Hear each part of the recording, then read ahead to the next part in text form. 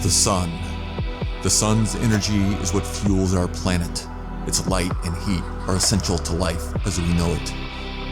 The first solar cell was constructed in the 1880s, but today they power everything from calculators and watches to homes and commercial buildings, and even stadiums.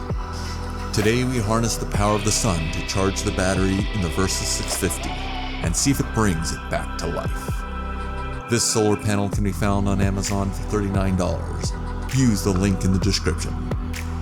It boasts a max power output of 20 watts at 18 volts and 1.11 amps, and also comes with a pulse width modulating charge controller with 2 USB ports and outputs to charge a 12-volt battery and to connect a load.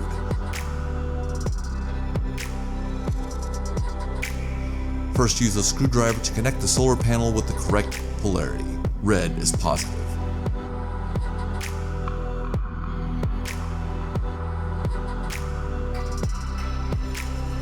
Then connect the battery charging cables in the same manner. Once the panel is in sunlight, the charge controller will come alive. Remove the seat to access the battery. Connect the battery charging cables to the battery. Again, be mindful of the polarity. Remember, red is positive.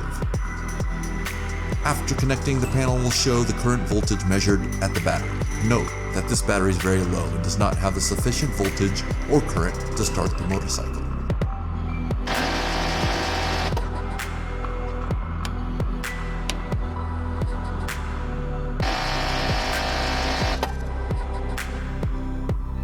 Using the latest in celestial alignment technology, place the solar panel where it will receive ample sunlight.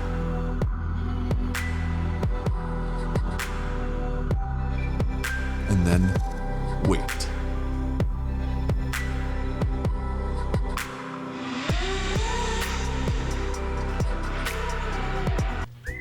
So let's talk about what's going on here. The Earth absorbs 173,000 terawatts from the sun. That's 10,000 times more than we as humans use. So, the secret to harnessing the power of the sun is the solar panel. Now, how does a solar panel work? A solar panel consists of 2 conductive layers. But in between those layers, we have a sandwich of silicon. Now, the secret to the silicon is that there are actually 2 types of silicon. In that sandwich, we have the N type of silicon and the P type of silicon. Now, when the sun radiates onto that panel, the photons from the sun's rays knock out electrons from the N type of silicon, because the N layer contains extra electrons and the P layer contains what are called holes, which are essentially spots for those electrons to park. Now, when that electron is knocked out, it moves to that conductive layer and electrons start flowing. And that current flows to either a battery, a charging device, or anything, let's say, a light bulb. And so now we've generated a current which is flowing from the extra electron N layer all the way through back to the P layer. Now what we've done is connect that solar panel to the battery. However, you don't want to connect the solar panel directly to the battery because you will not have a regulated charge. So this panel kit that we have today contains a charge controller using pulse width modulation.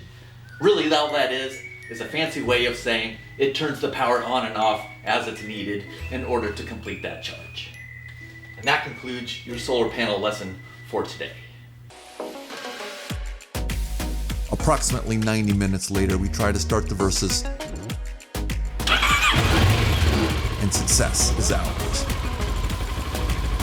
This panel can be used as a battery charger in remote locations, such as when adventure riding or simply to bring along in case of emergency. Now you too can use the sun to fuel your motorcycle journeys across the globe.